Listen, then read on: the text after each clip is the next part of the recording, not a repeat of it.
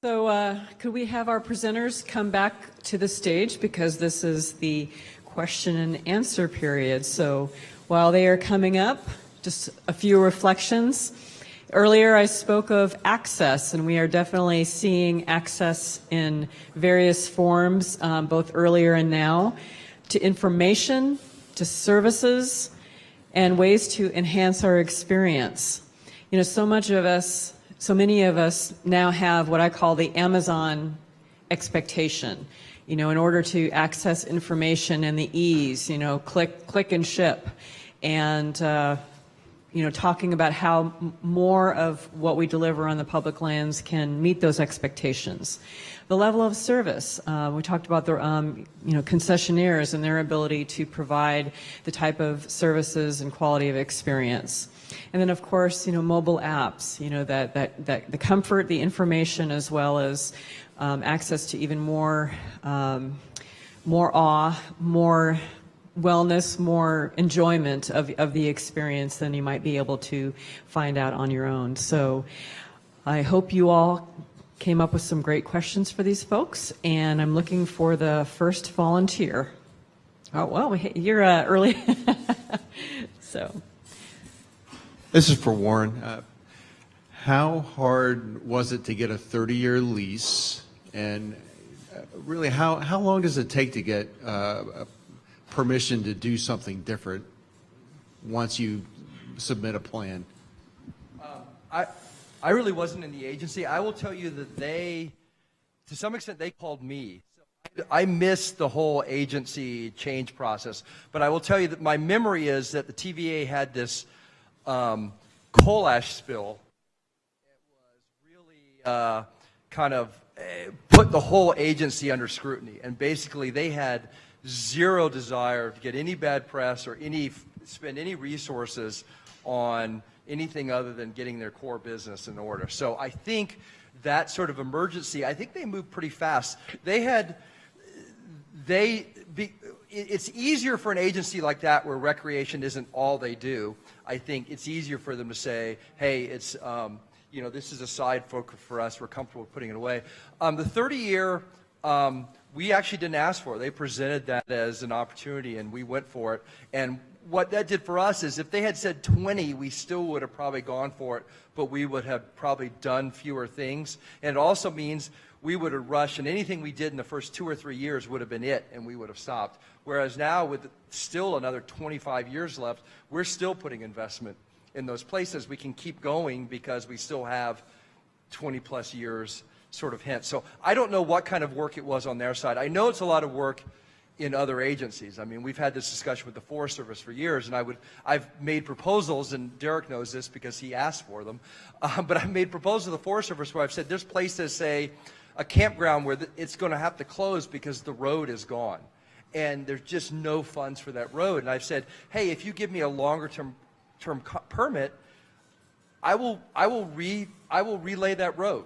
And I'll probably do some other things in the campground too, because it could be spruced up. Because it's a campground on a lake in Arizona, and there's just not that many campgrounds on a lake in northern Arizona. It's a real opportunity, but nobody goes because the road is a disaster. So I do think that there are opportunities like that in the developed recreation area. Obviously, not much I can do in the undeveloped areas, but in the developed recreation areas, to do more to attract private capital, not just for new facilities like a new zip line tour, which kind of tends to be the focus in a lot of these discussions, like in California when they sit around brainstorm, but to really address what's really the bigger fish here, which is this huge $100+ billion deferred maintenance bill. Thank you. Thank you. Hi. I have a question about the Go Wild program. You'd mentioned in one of your slides that you had about $9-point-something million in product sales. Is that, what are the products? Are they just the different types of licenses, or do you combine them with ancillary services in the area, visitor services, that kind of thing? So that at this point, it's just focused on those products that are sold by the government. But you're absolutely right. Kind of that conversation next, you know, we didn't talk about kind of I didn't mention that in that last slide of what comes next. But definitely that's where we see states going and starting to lean towards those forward-leaning states, is realizing that there's the partnerships that can be done outside of government also to increase those sales even more. So right now, that number just is for products, in essence, licenses, but it can be hard goods as well that the state is providing.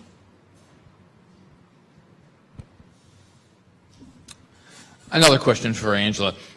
One of the concerns with many activities like fishing is a churning. In other words, we attract people to come and buy their fishing license, but then it comes renewal time and they either forget or they say, well, I'm not going fishing for a couple months, so I'll just wait until I go fishing. And then some people discover that they can go fishing without a license and probably not get caught. But are you part of the program that actually reaches out to lapsed anglers and it reminds them to buy their fishing license and just makes it easy for people? Yeah, so one of the things that becomes really important when you're setting up a public-private partnership is that, as we were talking about before, the private sector's investment initially in a solution, the way that they recoup that investment is to continually have folks that are coming back and using their solution. So going back to my analogy before, basically, if you set the table, you create a meal and nobody eats it, well, then the chef doesn't get paid. And that's the way this model works. So if nobody is using the solution, then NIC as the private sector partner isn't getting the fee off of that transaction.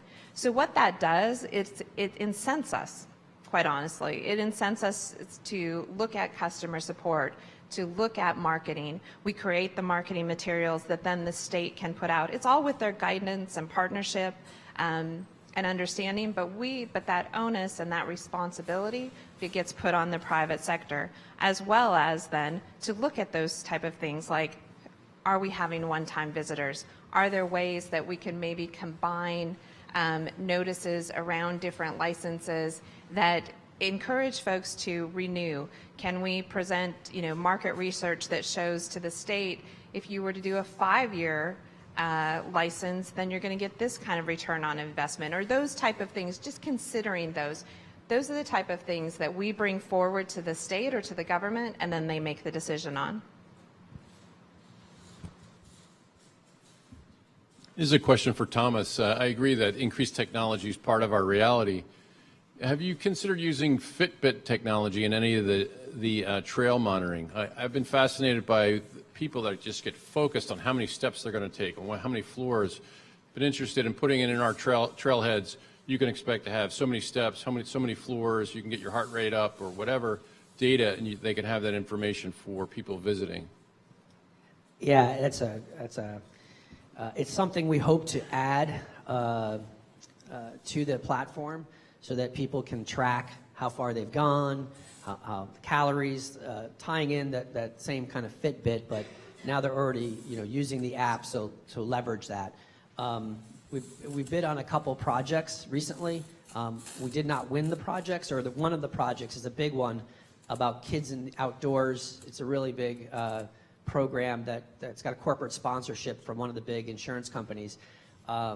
And everybody's bid came in like 3 times higher than what they hope to spend. So they're going back to find out whether they can get the extra funding. But yeah, definitely that's a direction we're moving in, those types of additional functionality. Warren, you talked about how a large percentage of what you've done at the TVA sites has been portable. I know one of the issues with many of the federal agencies is this, what can be removed, what is portable personal property, what is real property. You've also talked about roads. So as you've had which is obviously not portable, it's on the landscape. So can you talk a little bit about the discussions you had with TVA about which investments you were making, where was the line between real and personal property, and how did that play out for you? We were pretty clear with them about, we have a list with them. It's because we also have to be tracked against our capital spending promise. We have a list of, here are the things that we've spent that count as capital spending that you will take ownership of. And so we had a pretty clear line there because, you've got the list and you've got the not the list, and the things not the list is the stuff we're carrying with us. And so we haven't had a real problem there. But I will say, to your point, that I'm hoping not to carry any of that stuff away. The only reason I wanted to carry it away is just so the bank could have a lien on it and I could finance it. But I hope never, I never want to take that stuff away. But it has been an issue in the Forest Service. The Forest Service has much shorter contracts, and they also have these various NEPA and archaeological concerns that we have done a number of shower buildings and other improvements that the customers were just begging for, that we eventually did with portable buildings, because it gave a certain comfort level to the district that, geez, if we ever, if it came to it, we could remove this. It's not a permanent improvement to the facility. I think it always will, because the customers will come riot and burn down the office if they take the shower building away now. But nevertheless, it was a good part of the sort of sales and transition process to get them comfortable with it, because frankly, the Forest Service out west, and I treasure this in the Forest Service, they have a real worry about keeping the wilderness, and they don't want to overdevelop their sites, particularly west of the Mississippi, and I understand that totally. But there's certain amenities there in that kind of context we've been able to add as portable buildings, and it's really broken through the kind of log jam to get it done. This is a question for Warren. It's very impressive, the difference between the before and afters at the two campgrounds that you're involved in there. Tell us why more state agencies or state parks or even federal agencies aren't jumping on partnerships? What are you seeing as the most resistance to entering into this kind of successful partnership? Well, first, fortunately, a lot of the state parks don't have the disaster. People, all of you may, in your various recreation agencies, may have deferred maintenance problems. I don't think you have anybody quite has that one. That was those were the sort of the mothers of all deferred maintenance issues. But I think the issue comes down to, especially in state park organizations. I mean, state parks are what they do. So if they start going with a partner to do the operation of the park, it leaves them wondering, with a real sense of crisis, about what is it that we do. Now, I think they have a lot of very valid roles about determining the use of the land and determining the appropriate development of the land and the environmental management and things like that, that there's still room for a partnership. But that's really a hang-up. The place we've made the most progress, for example, in Alabama, we've been opening up state parks that have closed. Because once it's closed, all bets are off. The community, we have one place in a community south of Selma in Alabama. It's one of the poorest counties in the country. And the state park closed because the state just couldn't keep it open with their expense budget. And the community depends on this. In fact, they have no lodging in town. Nobody will build a hotel in town. And the cabins at this park turned out to be the only place for lodging.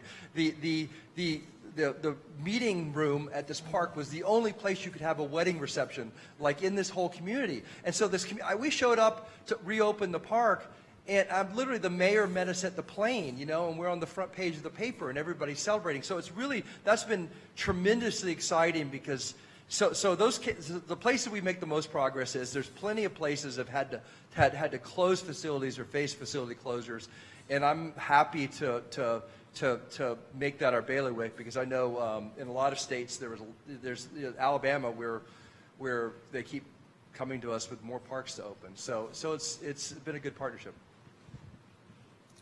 Any more questions? Oh, we have one up front.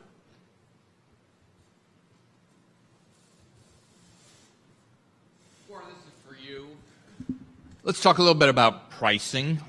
You had a very interesting statistic, and I think you're right, that the public sector tends to measure visitors, and you have to look at dollars. Right. Does the campsite at one of those TVA campsites on the 4th of July cost the same as on April 15th? Well, again, to some extent, we don't have the freedom of pricing that a private company would have. So within the restrictions we operate on, it is. I mean, it's crazy because people are kind of lined out the door. We could easily have a premium holiday pricing, but we don't, because we're not allowed to. We have actually tried to tackle that. I feel strong. I mean, one of the things that we get dinged on as private businesses is, if you have private businesses running all these places, all the prices would be higher. In the state of California, we operate a whole bunch of campgrounds, so does Steve, and I don't think I charge more than $23 a night for a space of camping for a primitive site. A primitive site in a California state park is $35 a night. So we have a real focus that our customers are folks that need value.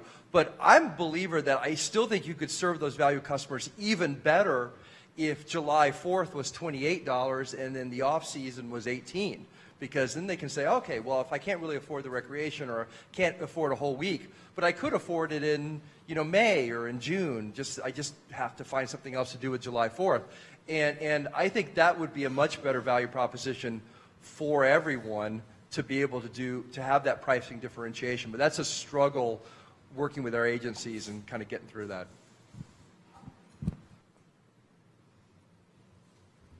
I have a follow-up question. Looking at your revenue stream, Yeah. how much of that revenue stream is associated with new services like food or camp stores or Wi-Fi or anything else? We're not, this is a campground where we can't add any inventory, right? And we have, half of them we're mandated to have people that stay for 11 and a half months. They get kicked out for 2 weeks because of the bad experience. And so, and those have been full from the very beginning. So that revenue increase is not really with camping. We haven't had a price increase for 2 or 3 years. So it's not from raising prices. That's from, we added boat docks, we added more boat rentals, we added a store, we added laundry services, we added bike rentals. I mean, that is from continuing to add a package of a whole number of, firewood sales, of course. We keep, all that revenue growth after the second year is probably all ancillary services.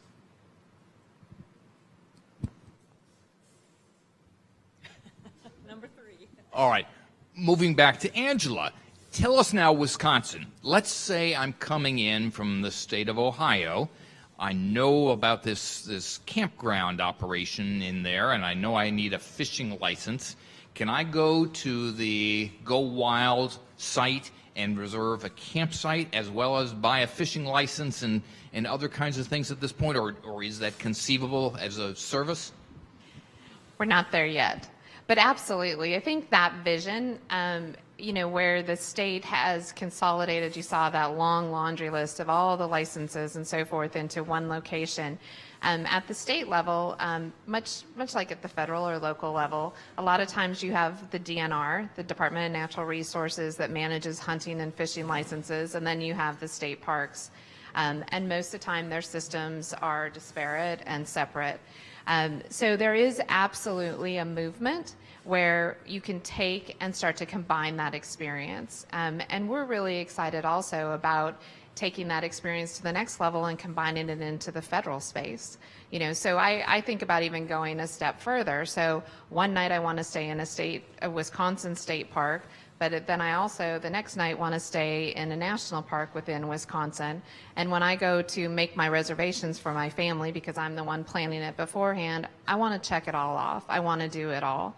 And so we're really excited because the technology that we work with allows that to happen. And so systems can still be their own systems, but through the way technology is advancing, we can really focus in on that visitor experience. And again, it's back to that private sector involvement. The incentive is on us to come up with those solutions and ideas and the ways to implement them and improve the visitor experience, and then present it as an option to the government.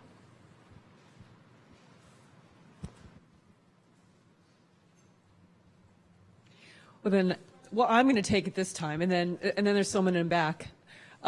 This is for Thomas, and one of the things that I've wrestled with is, the agency can work to develop, an app in partnership, or there could be like the third party, that want to focus on trails and provide trail information. So sometimes it's not clear which way we should be investing. Do you have any thoughts on that? Options, and there's independent people doing things about trails and geocaching and just dozens and dozens of different models. I think I've heard it said that we're in this stage right now where there's a ton going on, and the worst thing you can do is do nothing. And I think it's a sort of a kick a few tires and see what's working for you, and see that you're getting a good return on what you invest in. So And then there's these other apps too that are doing things that are kind of like a universal app, but then has all the content in it as like one app versus multiple different apps. And there's a lot of options out there. So I don't have a clear answer for you on that. This question is for Thomas as well. I'm just curious. I'm over here. I'm just curious with respect to OnCell's program. With given organizations, sometimes there's a struggle for resources. And so with OnCell's program, is this a plug and play that is developed by the agency, or is this a plug and play that's developed by you based on your communication with the agency, and what is the typical cost to an agency? Okay, there's 3 questions there. The first 2 are yes, but it's essentially you do not need any technical skills on your side. It's a drag and drop. If you can use WordPress or something like PowerPoint, if you can learn how to use that, you can build a really beautiful app and lots of functionality with our platform. We mostly support a do-it-yourself. So the site, an intern or an interpreter or an educator would be the person building, a visitor services person would be the builder of it with our help. We support that. But there are instances where they want to outsource that to us. So we will actually build it with providing the content. And then there's cases where we'll even provide help with the content, script writing, audio, video production, things like that. And then the last question, the cost, we work, our business model is a software as a service, or we like to say a platform as a service. So 95% of our revenue as a company since over almost 11 years now has come from the hosting fee or the subscription model fee. And then the other 5% comes from sort of miscellaneous add-ons that people might do with signage or things like that. Did that help? Did that work? Did that answer it? Okay. And the range of fees typically starts around $100 a month is a typical, but it can go up as high as $500 a month, depending on kind of what pieces you pick. I'm going to go.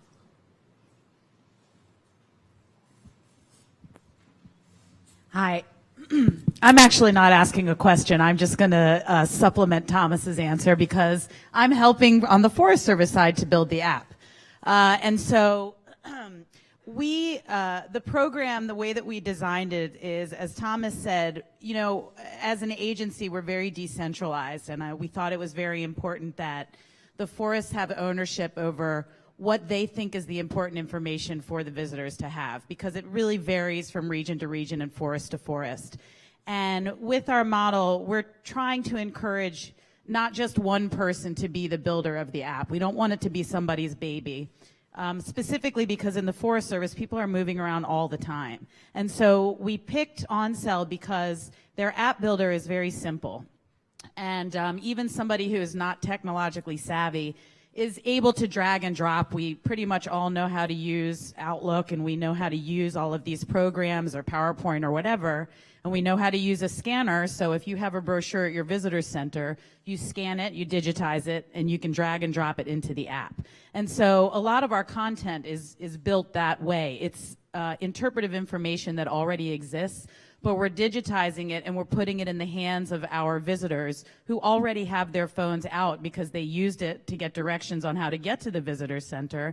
And we are actually in the process with NIC and with OnCell of getting the digital permits onto the app as well. So people don't have to go to a visitor center, or they don't even have to go to the entry point of the forest in order to get an off-highway vehicle permit or to get an entry pass in the case of the Columbia River Gorge, like for national recreation areas. And so there's kind of the bigger picture of all of these pieces starting to fit together so that people have access to the forests and all of the other public lands simply by having the app on their phone or on their computer. And I'll also talk to the fee structure. For Forest Service, we were really lucky that we got funding through the Washington office. And so we're giving each one of the forests a year that is paid by the Washington office to try out the app and figure out if it's benefiting the forest and if they're getting good visitorship, increased visitorship, or increased use of the app and good feedback from the public. So after a year, the forest will start paying a 50% share of the app, and then eventually they will pay it. Each forest will individually pay. But you know, I'm a business hippie, and so I always think about what is the return on investment. And we have now the ability to put an interpreter in everybody's pocket, and we have the ability to push out information about, you know, there are trail closures, there's a fire today, this picnic area is closed because there are bears there. So all of this different kind of information, we want to put that in a place where people are already looking, and that's on their smartphone. But you know, all of the stuff that everybody is talking about is integrated. We want to have pictures of the campsites where people are possibly going so they can look at it, and then maybe there's a link in the app that goes to rec.gov for them to make their reservation, and there's a link to Your Pass Now so they can buy their off-highway vehicle permit. But it's all sort of part of one big picture.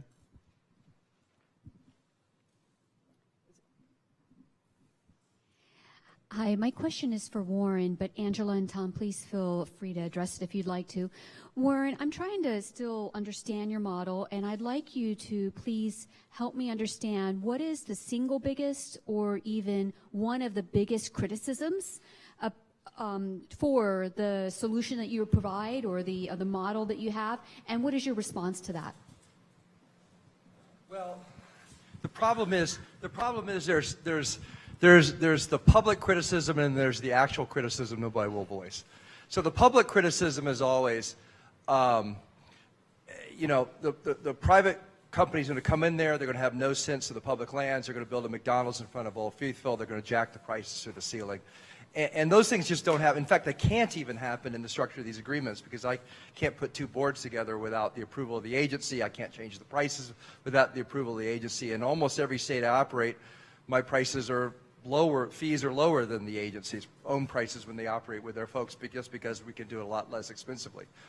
I think the actual criticism that's a problem is that I'm trying to think of a nice way to say this. I think that people that trust private solutions for things go into the private world, and people that don't trust private solutions for things go into the public world. And so basically you're dealing with folks on the other side that don't trust generally, or more trust public solutions than private solutions, or they absolutely completely distrust private solutions, and so they have a real, I mean, there's still half the Forest Service that will say we should not have anybody making a profit on public lands.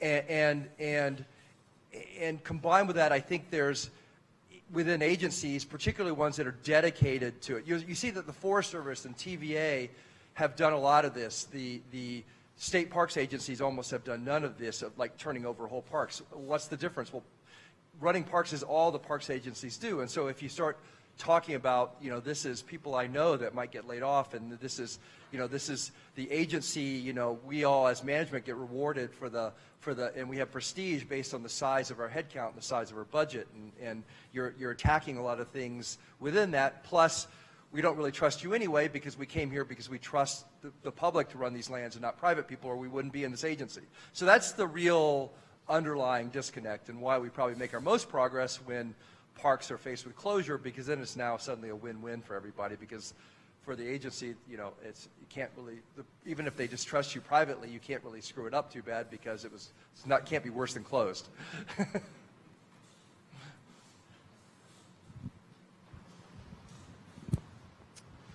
One of the things that people today like to do is hear from peers about their services. I mean, I don't think there's anything I buy on Amazon where I don't check the ratings. Same for TripAdvisor, same for Expedia, I'm all at Best Buy. I mean, I look for all that feedback and discount about 50% because I read through the review and say, well, this guy's on a different climate or different planet than I'm on. But the point I guess I'm asking is there room for peer response to any of the mechanisms that you're talking about here today, and how do you deal with peer response to make sure that there is alternative facts and real facts and things like that? I mean, tell us a little bit about how you feel about that. I can jump in first. as you can imagine, when our company has over 9,000 digital government services out there, we get a lot of feedback, and capturing that becomes critically important to share for the government to be able for them to set forward what their strategy is going to be. We've found that if we can capture that information, that allows them to do their job better. And so sometimes it's posting it online, as you know, or with the solution, because we also have seen that the way to engage the next generation, especially of outdoor enthusiasts, is really to make sure that their voice is heard. You talk about us individually looking at Amazon. The reality is that the next generation, they want to know what their peers directly are saying, and they want to see exactly what that information is, because it gives them that trust factor to be able to reach out. So that becomes really important to us, either to share it or other times just to take it to that next level and improve the service, and improve the solution, and improve that visitor experience. It's a fact. I mean, and it's a frustrating part of our relationship with the Forest Service. I don't want to kind of, we have Forest Service where we use the recreation.gov reservation system, which is great in many ways, and then we actually built our own reservation system we use for everything else. And the recreation.gov reservation system is no doubt slicker and higher powered and all those kind of things, and has more visibility. But the flip side is, on my own reservation system, I can do things. Like, one of the things I can do is, if you make a reservation on April 2nd this year, next year I can send you an email on April 2nd saying, hey, you made a reservation last April 2nd. Would you like to come back? We'd love to have you. But the other thing I do to review is, every time on the last day of somebody's stay in the reservation system, I send them an email. I said, give me feedback. I send them the TripAdvisor link. And I know that people are scared of links, and we get crazy TripAdvisor reviews. I'm just crazy weird, right? But I think people know how to parse that. And I will tell you, the crazy, weird, upset people are going to find TripAdvisor no matter what, okay? By publicizing the links, all the good, happy people, if you make it easy for them, they will come in there too. So it's really a way of getting, attracting all those good, happy people. And a lot of and I tell you, there's a lot of work when you were at the Forest Service trying to get not ownership, but connection to the Google Places page and the TripAdvisor page and the Yelp page for Forest Service sites, because it really is a battle because we don't own it. TripAdvisor sort of understands that because a lot of hotels are third-party managed, but Google does not. And so that is still something I would love to see on the technology side at the highest levels of the Forest Service, like working with Google. Like, why Google in France has mapped all the public campgrounds with Street View, so you can see a drive-through of it. And we actually post drive-through videos of our campground. People love that. Why? Somebody in the Forest Service, Google will not answer my call. I know if the Forest Service calls and says, we have 10,000 campgrounds, we'd love to do a Google Places project with you and give you lots of PR for just driving through these places and getting them on Google Maps. It'd be awesome. There we go, see? So I got off topic because I just had to get that in there, but I apologize. I figured Derek would love it. The good news, Warren, is that tomorrow Rick will share with you how the new recreation.gov will do all those things for you. Oh, good. Okay. Yeah, I'll be there. I think one of the things that has motivated me since day one with the founding of this company is getting that feedback. We still get hundreds of feedback a week for people who are still taking that dial-in tour, and it's unbelievable. Like, they'll say, like, wow, like someone was just at the Minuteman Missile National Historic Site and they left a feedback and it was just like a husband and wife, and like, wow, what an impactful story. And they share that through they just push 0 and they leave a message. The tricky part is then how do you take all that information and do something with it and digitize it and make decisions from it. But the other, I think, interesting thing is around crowdsourcing, and whether or not you're going to allow for that type of crowdsourcing, like within your app, or because, of course, what could people say? They say the wrong thing, it's inappropriate, there's all those challenges. But I do think that is going to be even more, it's already very pervasive, and it's going to continue to be that way indefinitely. Well, that is our time, so please join me in thanking our 3 speakers.